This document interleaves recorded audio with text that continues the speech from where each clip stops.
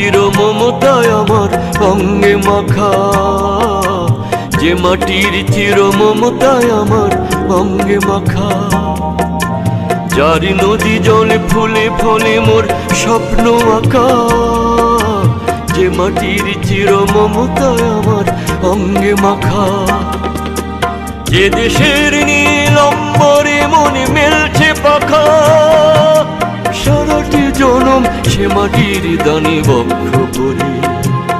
একটি ফুলকে বাঁচাবো বলে যুদ্ধ করি, মোরা একটি ফুলকে বাঁচাবো বলে যুদ্ধ করি।